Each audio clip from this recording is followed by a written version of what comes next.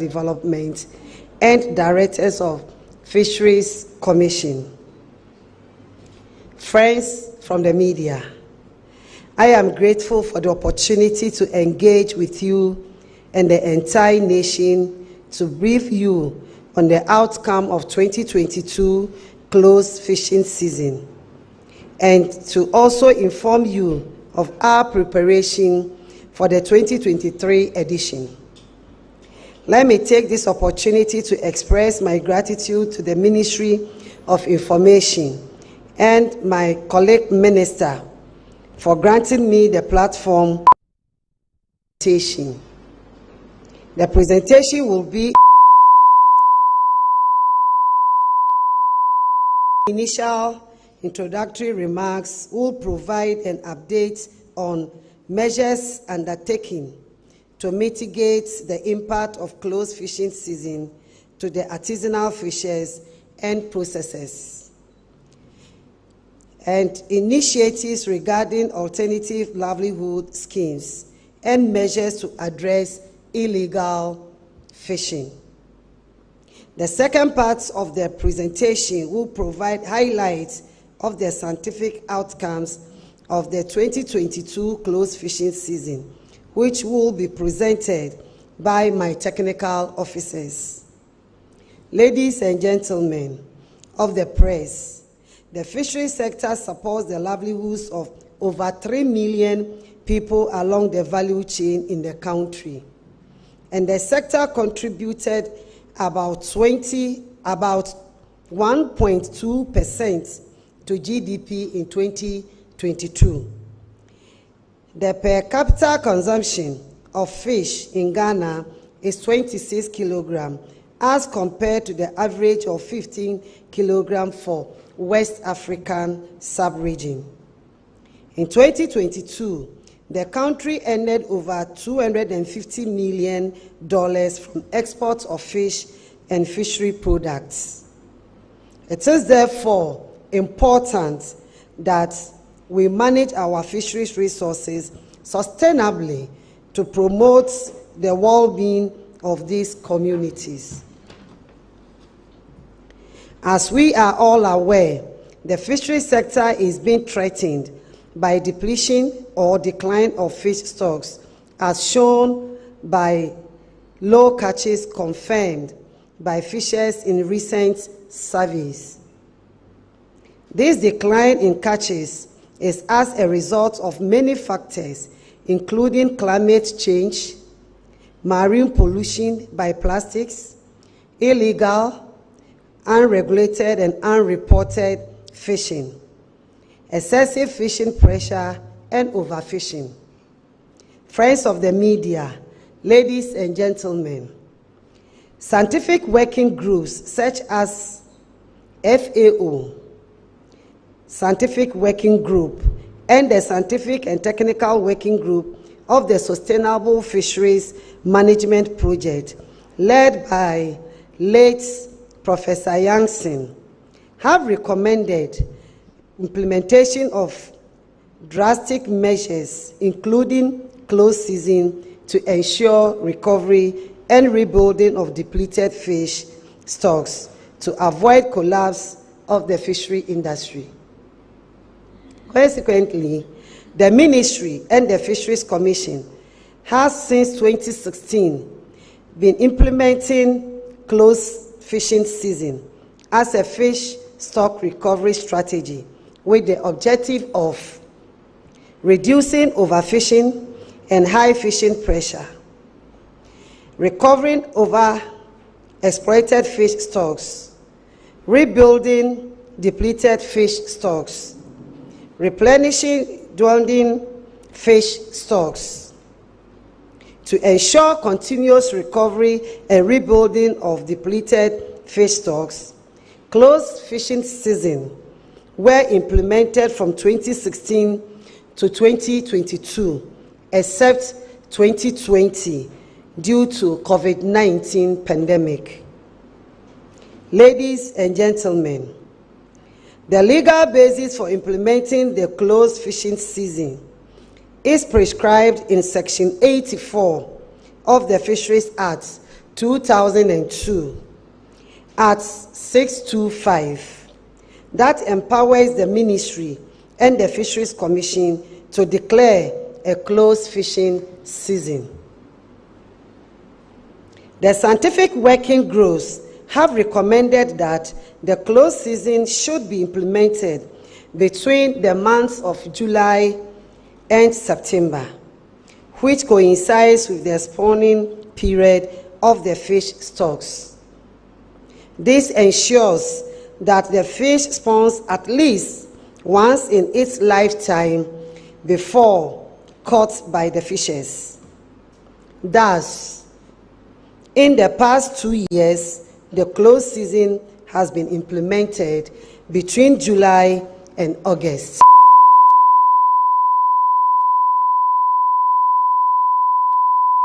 Has always been implemented through strong stakeholders' engagement with leaders of fisheries associations, fishers, academia, and CSOs. This year, we met the leadership of all the fisheries associations, academia, and CSOs on the 13th of April 2023 at the Closac Hall to discuss the outcome of the 2022 closed season. After thorough and frank discussions of the reports and how to better implement future closed seasons, the 2023 closed season was announced as follows. Canoe and inshore fishers will observe the closed season from the 1st of July to 31st of July 2023. Industrial trawlers will also observe the closed season from 1st July to 31st of August 2023. Let me also put on record that the tuna fleet also observe their closed season 3 months in every year. To mitigate the impact of the closed fishing season on fishers and processors, the Ministry, during the 2022 closed season, distributed 20,000 bags of rice and 8,333 cartons of oil to support fishers and the fish processors during the closure. I must also mention that the fishers were supported with 6,000 bundles of wire mesh, 20,000 basins, 1,710 chest freezers, and 1,150 subsidized outboard motors.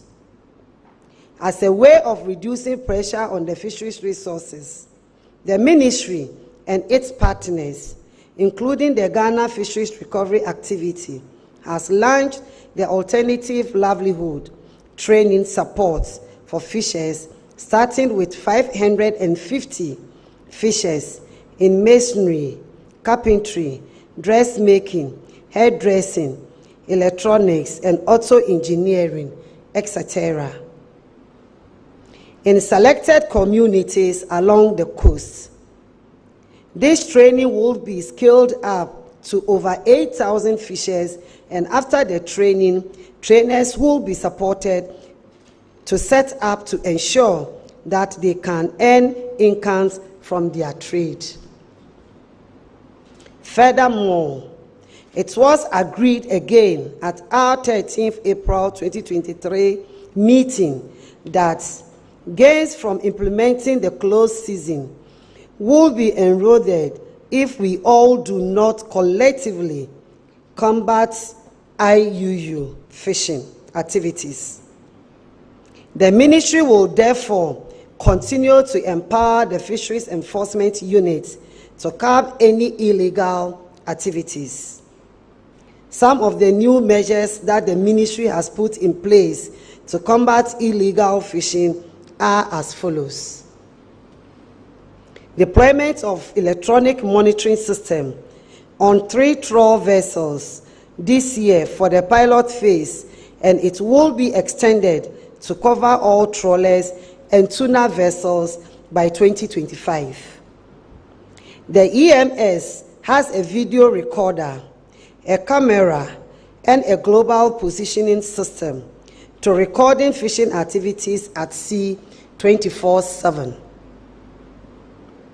Implementation of ministerial directive on specification on trawl gear to reduce catch of juvenile fishes and bycatches. Directives on that trawl vessels can be at sea for not more than 30 days for any fishing expedition. I am also happy to inform you that following consultations, Côte d'Ivoire will implement their 2023 close season within the same period as Ghana. This will reduce the likelihood of fishers from Ghana migrating to fish in a neighboring country. Next year, we expect Togo, Benin, and Liberia to join. On behalf of the Ministry and the Fisheries Commission, I wish to thank our gallant fishers, academia, and development partners for their continued support in implementing the closed fishing season. Thank you so much for your attention.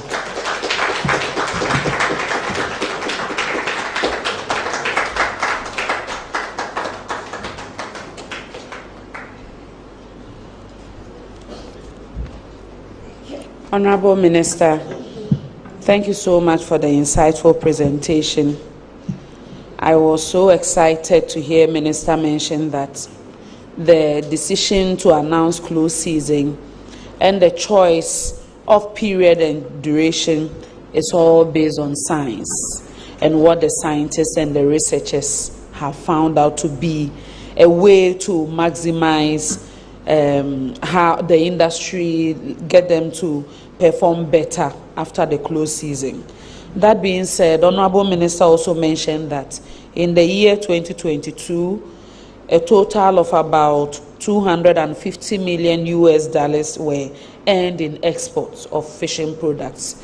And I would only encourage all the fishers and stakeholders to listen to the minister, because if you don't listen and you don't help them to get the best out of all the research and all the investment they've made so that you can really maximize outputs, what will happen is that you go out to sea and come back empty-handed. Go out to sea and come back empty-handed. And it wouldn't be worth all the hard work and struggle.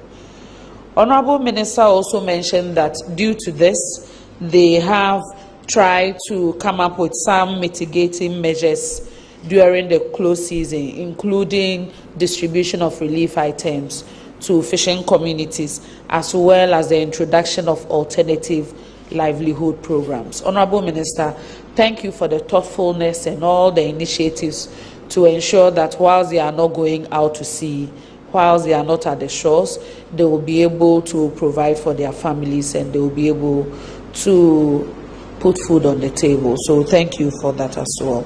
Ladies and gentlemen, on that note, I will invite your questions. If you have any question, this is the best time to ask. So you mention your name and affiliation and then proceed to ask the questions. I can see 5 hands here, so let's start from John. So kindly send the microphone to him.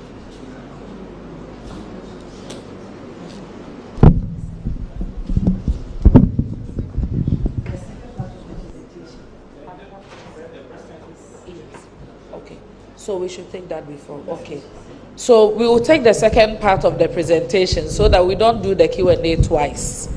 So that Honorable Minister and the technical team can take all the questions at once. So thank you so much for notifying me. So we'll go to the second part of the presentation. Kindly come.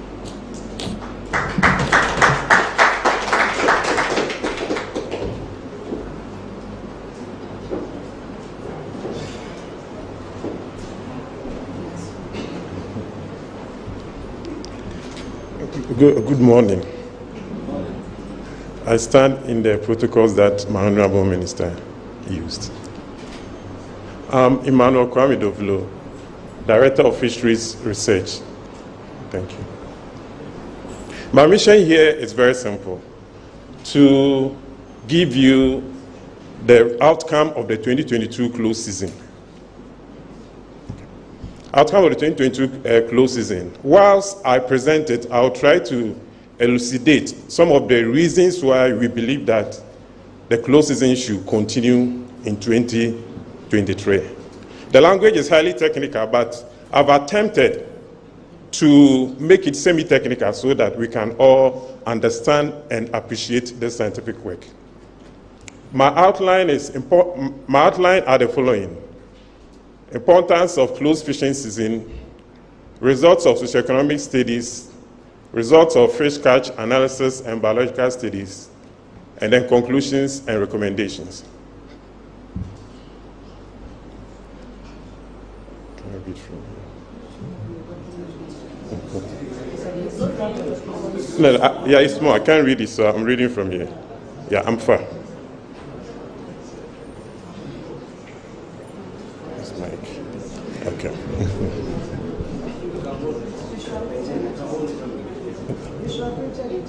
Okay, I'll be here. Okay. Okay.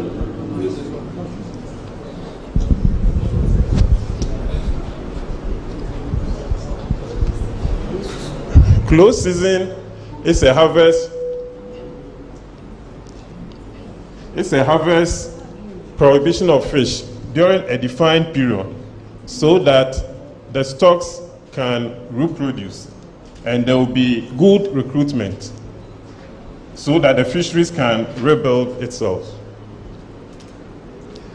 This allows the fish to spawn at least once in their lifetime during the spawning season before fishermen can have the chance to harvest them. In the long term, there will be increase in the yield of all the species, both the small pelagics and the demersals. And what then happens is that the benefits of this increase in yield go to the fishes that are supposed to obtain it, particularly the artisanal fishes. Implementation of close season, we all know, as my minister said, is enshrined in the fisheries law. For time, I won't talk much of it. It's already been said. There are experiences from implementation of close season in so many parts of the world. And in almost all parts of the world, where fisheries are being managed,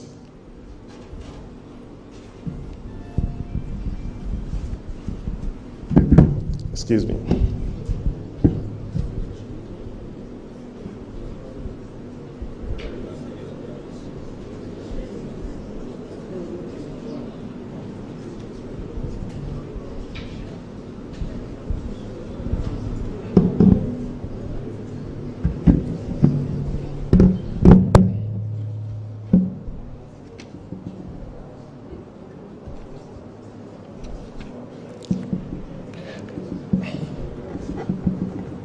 Close season is implemented the world over in any managed fisheries. And there are examples to show. In 2013 in Philippines,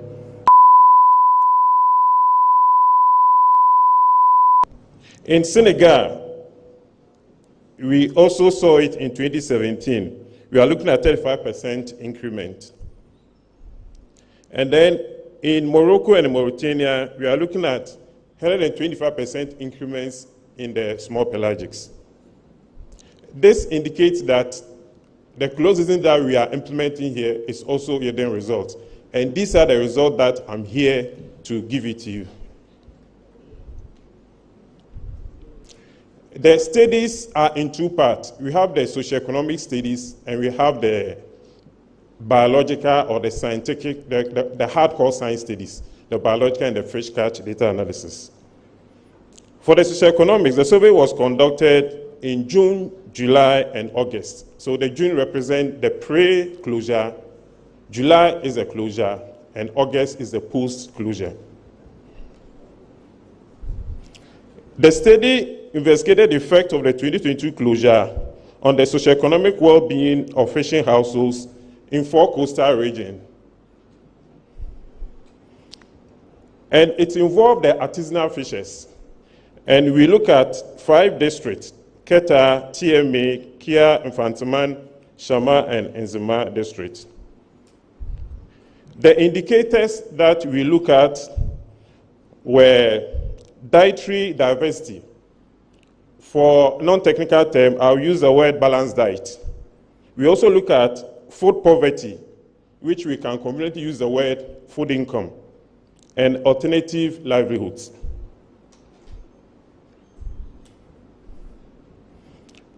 With respect to the dietary diversity, we use Shannon diversity to compute it.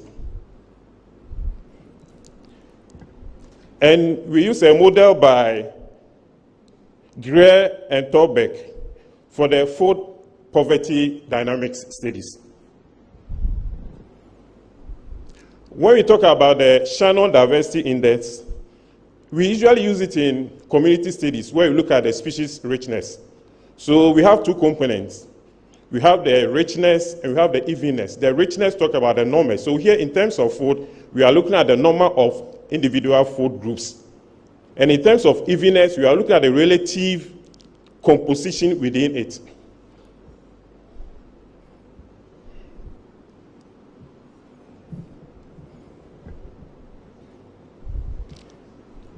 When we talk about the poverty line, basically what we use was to look at the relationship between calorie consumption and then the food expenditure. That is the food poverty dynamics. As opposed to the dietary diversity, where we use the Shannon index, where we look at the evenness and the richness to compute.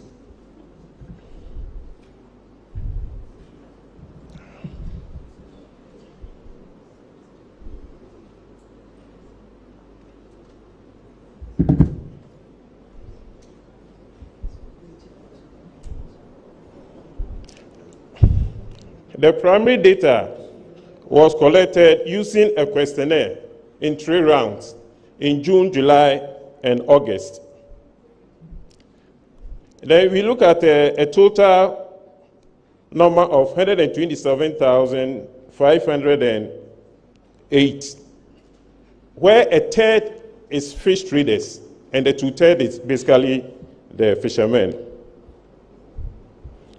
We administered 800 questionnaires with the fact that some of them will be non-responsive and there will be some attrition. At the end of the day, we had 772 that we analyzed.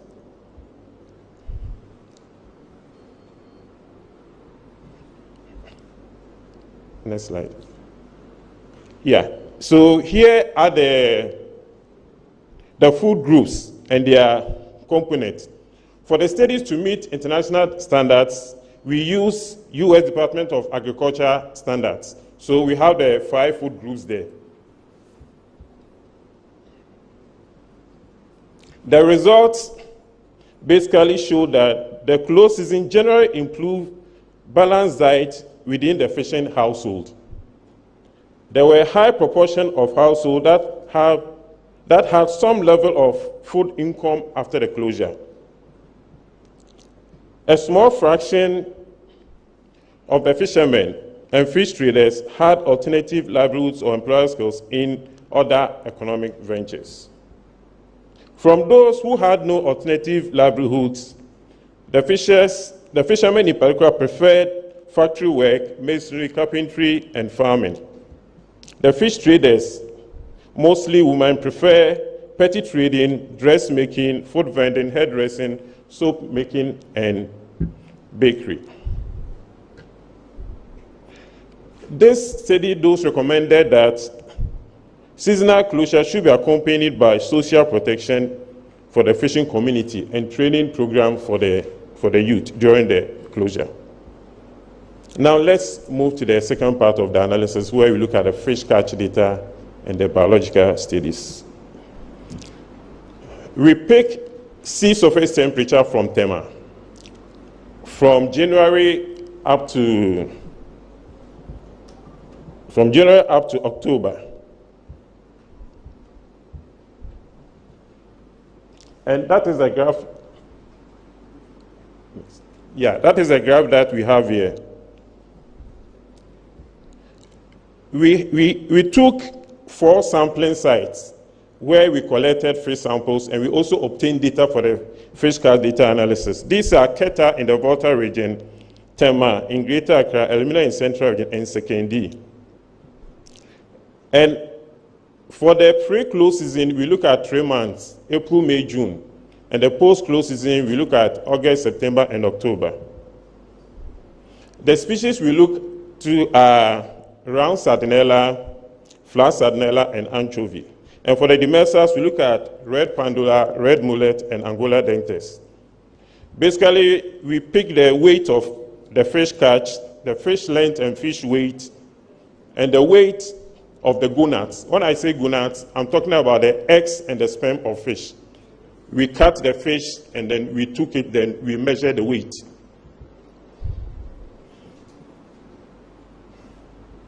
Before this one. Yeah. These are some of the samples of the fish that we bought. Back.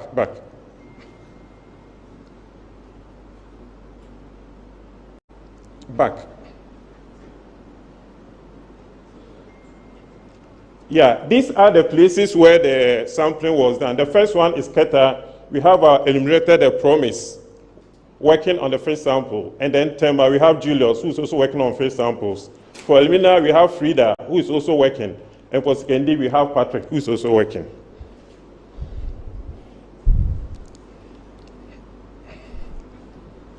So these are the results of the fish catch data analysis.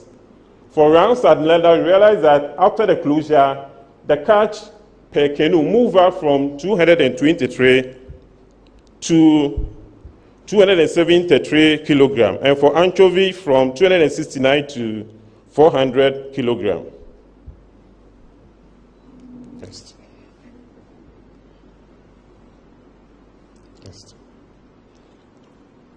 Here is the biological studies. So the first graph on the left is talking about the length frequency. So we realized that out of the fish that we bought and we worked on, Sekendi and Tema, the mean fish lengths were higher compared to the other station. That is shown on the graph with the 4 plots. And the one on the right is talking about the A is talking about what is called gonadosomatic index. When you talk about gonadosomatic index, basically we are looking at the weight of the gonad of the fish to the total weight of the fish. That gives idea about reproduction. So we realized that before the close season, they were low, as we can see from the graph. And after the close season, we realized that, we realized that they were high, meaning that around that time, they were spawning. Then the B, we look at the length of the fish. Here to realize that in the month of April, May, June, the lengths were not as big or higher as August, September, and October. We can see that clearly from the graph. The next one, we look at the maturity stages of the fish, and then the length at first maturity. When we say length at first maturity, we are looking at the age or the length that the fish is ready to spawn, the fish readiness to spawn. When we look at the graph on the left, we can see that when you look at the colors, red represent immature fish and green represent mature fish. And we can clearly see that before the close season, there were a lot of immature fish. And after the close season, we can see the green bars very high. The fish that were caught, most of them were matured. Those that were not mature were few. And this is because of the close season where we protected some of them so that they can spawn before harvest can take place. And then when we look at the length at first maturity, that is the length or the size or the age that the fish is ready to spawn, we realize that for anchovy, the length is 6.7. When we look at the mean length graph, we realize that the mean length for both the 4 stations, they were higher than the length at first maturity, meaning that most of them spawned because of the close season before they were captured. We saw the same picture also with the round sardinella. Yes, the round sardinella is there. Here too, we look at the length frequency at the 4 stations, and then we look at the gonadosomatic index, and then we look at the length frequency. We saw the same pattern. We realized that before the close season, the gonadosomatic index were low, the lengths were low, and after the close season, they were all significantly higher. And when we talk about maturity stages and the length at first maturity, just as we saw for anchovy, we saw the same thing for round sardinella. Here too with the green, we can clearly see the high quantity of mature fish that were harvested as a result of the close season in August, September, and October. Virtually, the small ones were not harvested, which means that the small ones will escape and they will grow big in the following recruitment season, basically. And we can see that clearly from the graph for both the anchovy and the round sardinella. Yeah, so higher percentage of mature fish were caught after the close fishing season because of the close season. The explanation of what the graphs is what is over here. Now, let's quickly look at the mean length of the fish landed. I've already explained this, but we have the length at first maturity, the mean length, and the maximum length. And as I said, the mean lengths were always higher than the length at first maturity, showing that the fish spawned before they were harvested. And the maximum length too, we can see for them, they are all high. And when we compare the results of 2021 and 2022 close season, we can see some interesting figures. We read for round sardinella, the maximum size that fishermen captured in 2022 was 22.1 compared to 21 centimeter in 2021. For anchovy, 11.2 compared to sardinella, 25.5 compared to 21. In conclusion, the closure generally improved food income and livelihood, improved food income and balanced diet within the fishing households of the artisanal fishers. The landings of the small pelagic species, which is the reserve of the artisanal fishers, were high after the close season. Majority of the fish caught after the close season were adults and at least have spawned once in their lifetime. The mean length of the species exploited after the close season were higher than the minimum allowable landing size permitted by law. Bigger sizes of fish were caught in 2022 compared to 2021. This scientific study has revealed signs of replenishing fish stocks and increase in growth of the population of the stocks over time. This is science. The Fisheries Act mandates the Commission to use science, best scientific knowledge available to manage the fisheries. And it's science. I'm not speaking it. This is science that is speaking, revealing all this information. In recommendation, social protection for the fishing communities and training for livelihood alternatives should continue. The months of July and August must be maintained as a month for the close season, as is protect the spawning stock. The other conservation and management measures being implemented, including enforcement, need to take place concurrently so that we can have a cumulative effect. Based on our scientific findings, we recommend that the close season for the artisanal and inshore in 2023 takes place from the 1st of July to 31st of July 2023, and for the trawlers, industrial trawlers, to take place from the 1st of July to 31st August 2023. Thank you very much.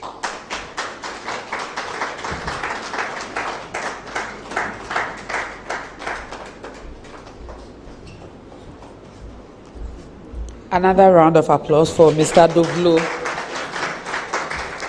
He's done so well, and people don't even know how invaluable research is in some of these fields. They may not understand the science.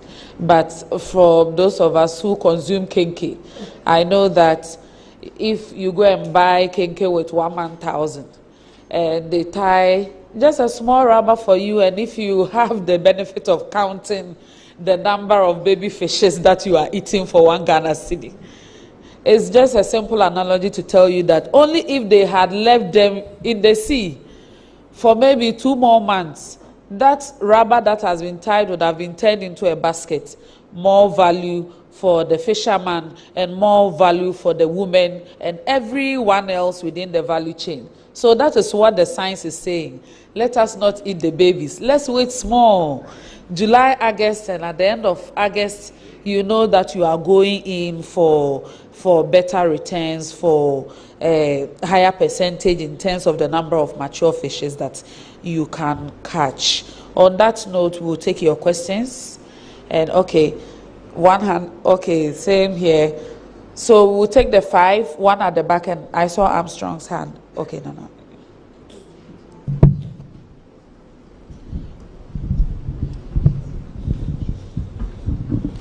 Good morning. My name is Akokraba Kasapa from Nago TV.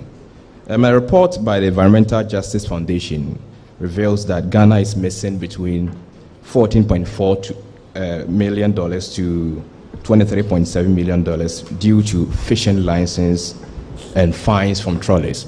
Now, this is because 90% of the Ghanaian trawl vessels that operate on our seas are owned by these Chinese organizations and are fronted by Ghanaians. We want to find out if this narrative satisfies factual accuracy. How does government intend to check and correct this opacity of ownerships? And my second question goes to, there are about almost 70 trawl fishing vessels in Ghana sea waters. That is within the exclusive economic zones, 188 maximum nautical miles. Now I want to find out what policies and measures are government putting in place to ensure that these workers on these fishing vessels are not subjected to hard labor. And my final question goes to, how does government intend to make... Please, can we keep the questions at 2? Okay, your my final colleagues, question, please. There are too many hands. How does government intend to make fishing policies on small scale? Thank you very much. Thank you for the questions. Please, let's keep the questions brief and maximum 2 questions. All right. Thank you. My name is John Awuni, Kesben Media. My first question is updates on the Jamestown fishing harbour. How far is it? Which stage have we gotten, and when is it completing? And secondly, my second question has to do with people in the industry, the business people in the industry. They are saying that currently the import levy on fish was taken from 15 cedis to $17.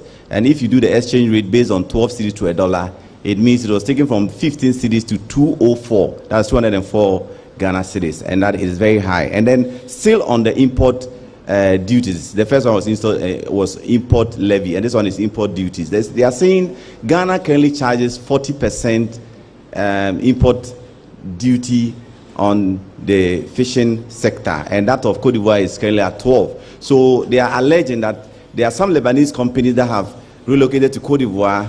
They send a full shipment to Cote d'Ivoire and then cut through road to Ghana. And by so doing, they've also gone further to convince Ghanaian traders in the fishing sector to be patronizing from their sister company in Cote d'Ivoire, and by so doing, depriving Ghana of some money. And she indicated that 1.2% is derived from the sector as in contribution to the GDP of the country. So what is the sector doing about that? Thank you. Thank you for the question. Please, let's keep the questions brief, okay? I want everyone to be able to ask their question. Okay. My name is Abdul Hanan. I work with GH1 TV. Minister, I'd like to find out from you. You mentioned that Ghana earned 250 million in terms of fish export. Now, the Tuna Association of Ghana is telling us that we import about 150 million of tuna annually to this country. Doing the mathematics, do you think that we are doing enough with the figures that we have in 2022? And secondly, I'd like to find out from you, you mentioned that you are taking measures to curb illegal fishing activities and also instituting a pilot phase when it comes to monitoring activities on sea. And 4 years ago, we realized that Emmanuel ACN went missing. Till date, we don't have any accurate report on what actually happened when he went on this fishing, superfishing at sea. Could you kindly update us on that situation as well? Thank you. Thank you for the question, Mr. Atamansa. Yeah. Thank you. My name is Atamansa from GNA. As the minister rightly said, Ghana received $250 million in fish export and other fish products. I want to find out the destination countries and then the kind of fish that were exported. Then two, the minister said in 2022, the ministry supplied 20,000 bags of rice and 8,000 cartons of oil to some communities. Looking at the number of people who depend on fish for livelihood, over 4 million. And so if you are supplying this amount of rice and those things. The 4 million is the entire value chain, not fishes. Yes. Meaning even the Kenkesela is part. I know. Kenkesela is know. But even if you are looking at even only the artisanal fishermen, they are about 1 million. And so if they are not going to fish during that period and you are supplying these items, it's not a drop in the ocean. And what is the category of selecting the beneficiaries? Thank you. Thank you. I saw, okay, Lanza and then Armstrong. Okay. Thank you very much, Madam Fati. My name is Musa Lanza with the EIB Network. My first question has to do with close season. Former President Mahama is on record somewhere early this year to say that vessels on our territorial waters, and so it's affecting artisanal fishers. And so the next government that he would form would consider banning close season for artisanal fishers and then allow only the trawlers to have the close season. What's the ministry's position on that? And secondly, I've made it a business of mine to go around the beaches to look at how we're throwing away polythene material. And at the Blue Economy Summit, one of the issues raised was how plastic waste is affecting the fish stock. What is the ministry doing in terms of collaborating with other agencies like the EPA and the Marine Police to deal with persons who litter our water bodies? Thank you very much. Thank you for the questions. Okay. Yeah, please proceed. Yeah, thank you very much, Honorable. My name is Joseph Armstrong. I work with TV3.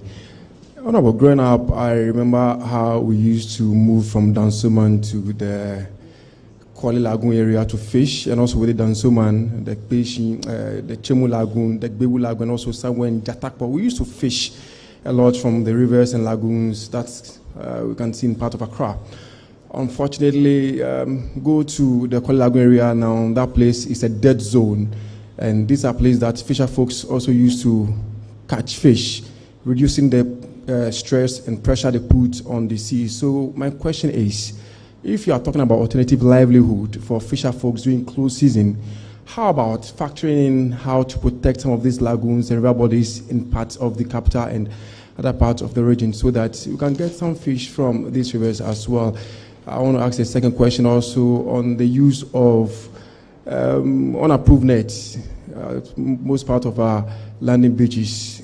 Honorable, if you go to Keita now, you see almost every landing beach have the use of monofilament nets in their boats, and they do it with a lot of pride, without fear of fever, because they say that as long as the trawling vessels are allowed to fish within their river bodies, they will also use the monofilament nets, because that's the only way they can catch the little fish that has been left for them. Thank you so much. Thank you for the question. We'll take the last one. Oh, I'm seeing more hands, but because of time. Okay, so we'll take the last one so that we take only this round, and Minister will get the benefit of responding to all of you at once. But you're meeting the Bernard Arthur from United Television, UTV. My concern here, alternative livelihood, honorable Etachi, I'm say close season in Babiana, and on a omo apufonu omo concern. It's in me who say, and she said, Diego, to be able to sustain that, just about the sustainability across the country. Okay, thank you. Thank you. Nana. Yes, my name is Nana Poku from Daily Searchlight. Hello, Minister. I have a question on inland fishing. There was a time in Ghana here we were fishing from the canoes, from the lagoons, from the lakes, from the river bodies. But these days, fishing in there has also reduced or gone down drastically. What are the reasons, and what are we doing as it were to resuscitate some of these things? And then, if we look around, there are some species of fish we don't see anymore in the market. For instance, I hardly see redfish. That is my delicacy. I don't see them anymore. I don't know what's happening. Amani and the rest. So what is accounting for that? Is this the same of those illegal practices, or just because you are not taking very good care of these species of fish? And then my last question, how much of fish in totality do we import as a country? And how are we going to reduce it so that we can save some amount from a little foreign exchange? Thank you. Thank you. So we'll take the lady at the last hand. Yeah. Okay. Yeah. Okay. My name is Emilia Enin Abe. I write for the Daily Graphic. Minister, my question is tied to that of Bernard and Mr. Arthur from GNA. This year, what's as the social intervention, what's different? What are we going to see for the fisher folks? How different will that be compared to the previous years? And also, your minister mentioned that the ministry is going to empower the enforcement units to help curb illegal fishing. What kind of empowerment is the enforcement unit going to see, and what differently are they going to do? Thank you. Thank you for the question. The last question, please. Sorry. My name is Prosper Agbenega from Ghanaian Observer. I want to know if the ministry is aware of the increased smuggling of fish from our neighboring countries, especially Ivory Coast, due to increase in levies and duties. Okay, it's been asked already. Okay, so I take that to be the last question. I will invite Honorable Minister for her responses.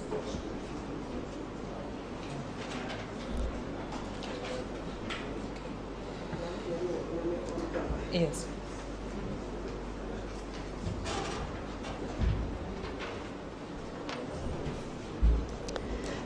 Thank you, my sister, Deputy Minister for Information, Auntie Fati. I didn't know I'll be bombarded with such many questions. I would have eaten some fufu or banku before coming in, but I will try my best. I will start from the last end, which is about the enforcement units, empowering them. Yes, we have the enforcement units, and they are already empowered. But we want to intensify it. How do we intensify it? The ministry doesn't have, patrol boats. So we are not able to patrol and combat the illegal activities on the sea. But we have our enforcement units and the officers along the coast who are fighting these illegal activities. And so for us to enforce it, we are working with the Navy. And so what we can do is to maybe fuel, in collaboration with the military or the Navy, will fuel their vessels to be able to patrol on the sea to fight these illegal activities. Because of that, government has given us, cabinet has given approval for us to purchase research vessel and patrol boats to be able to work effectively. But for the meantime, we are working with the Navy to get their patrol boats to fight the illegal activities. The next one is, how much fish do we import? About $150 million. About $150 million of fish is what we import in the country. And that is why we are encouraging people to take up this aquaculture farming, so that we can bridge the gap of supply and demand.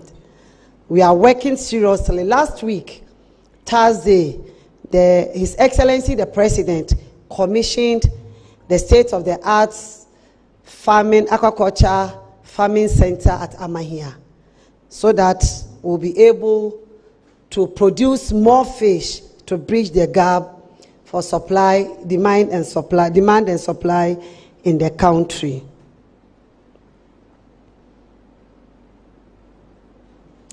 The reasons for the extraction of some fish in Ghana now.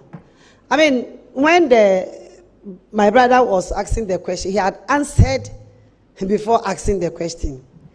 We talked about excessive pressure on the sea.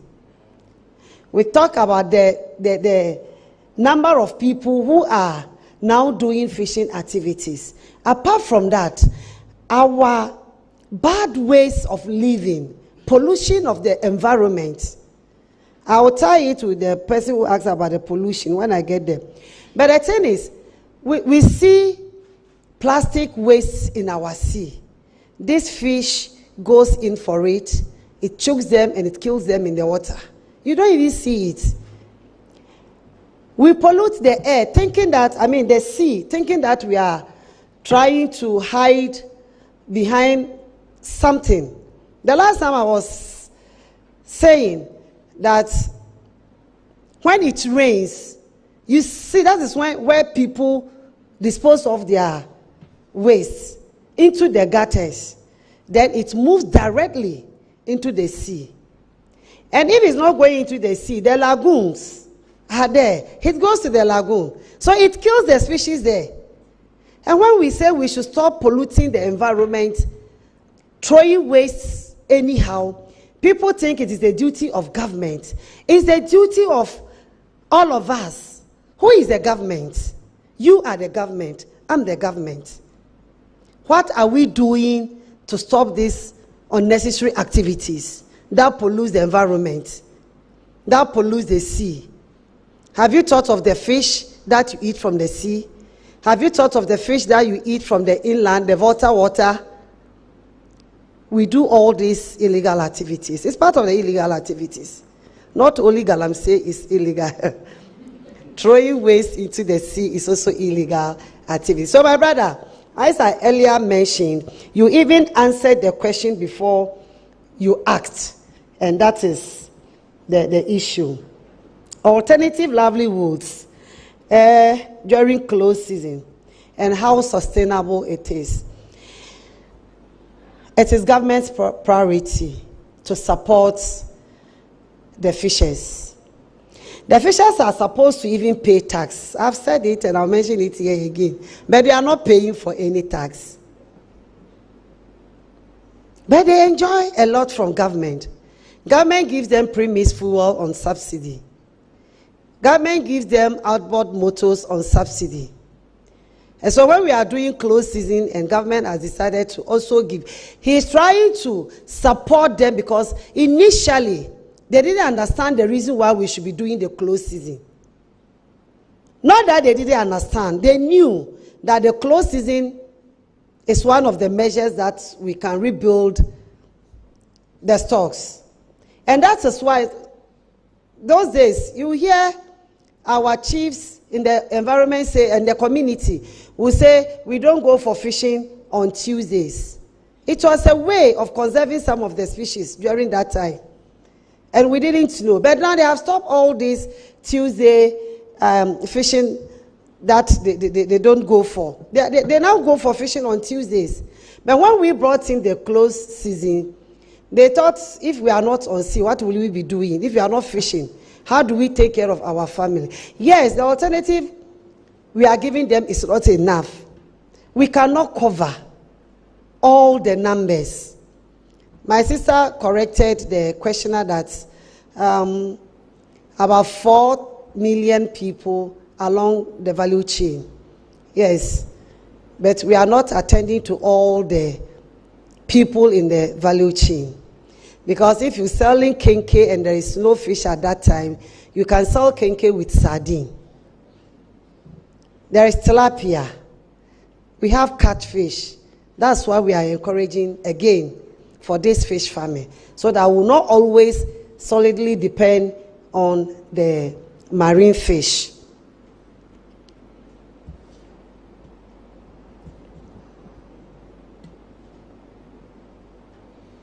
Unapproved nets. And my brother said they do it with pride. Not when they see how I come see. When they see me, they hide those nets. Because they know. And even the fisheries law is against it. Because of that, the fisheries ministry, last year, or was it this year? We started last year. We gave them some fishing nets, the approved ones, so we could retrieve the unapproved one. It's a way to encourage them. Government cannot supply the approved fishing net to all the fishermen. But those that will get will encourage those who will not get, so that they can also go to the market to buy.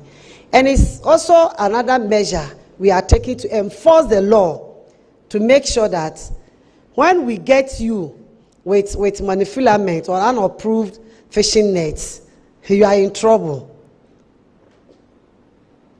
I started it last year. I went to the western region and we went to New Takrady. We were about to arrest them and they came on their knees begging me. Then I allowed them. But unfortunately, after the closed season, because of the issue of premise fuel, we couldn't go on them. And so this year, we are going to make sure that after the closed season, all of them will use the right fishing net to do their fishing. We are also embossing the canoes. So if your canoe has its number plate on it, and you have monofilament in it, or you are doing fishing with unapproved fishing nets, that is where we also use it to refuse you premise fuel to go for fishing. Because if you give you the premise fuel, which net are you going to use to do the fishing? Is the monofilament, which will not allow you. So when you change, then we can start giving you the premise fuel. And you see these fishers, sometimes, they are so stubborn. So, look, during the closed season, when they are not even supposed to go, around Axim area, you see these people hiding somewhere in the bush, but the enforcement unit will go for them. They are not supposed to do light fishing. It's one of the illegal activities. You see them hiding generators in the bush, far on the sea, or somebody will meet them along the way with the generator in the canoe. Then they will take it and go for the fishing. But we are not able to chase them on the sea, as I mentioned earlier, because we don't have the patrol boats. But I know God will provide us with the patrol boats, and we'll be able to patrol on the sea and combat all these activities. So with the use of monofilament by fishers, we are trying to change the fishing nets, and we are not going to allow them to use it. We will use the law to make sure that they use the right fishing net to do fishing.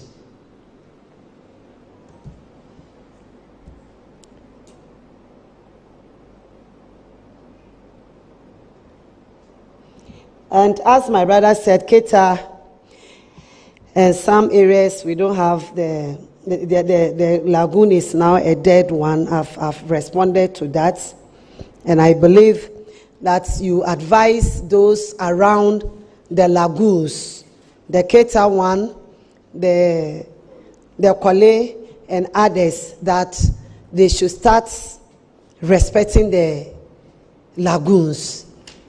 If they respect it by not throwing in waste materials in nets, the fish, the lagoons will produce the fish for us to enjoy them.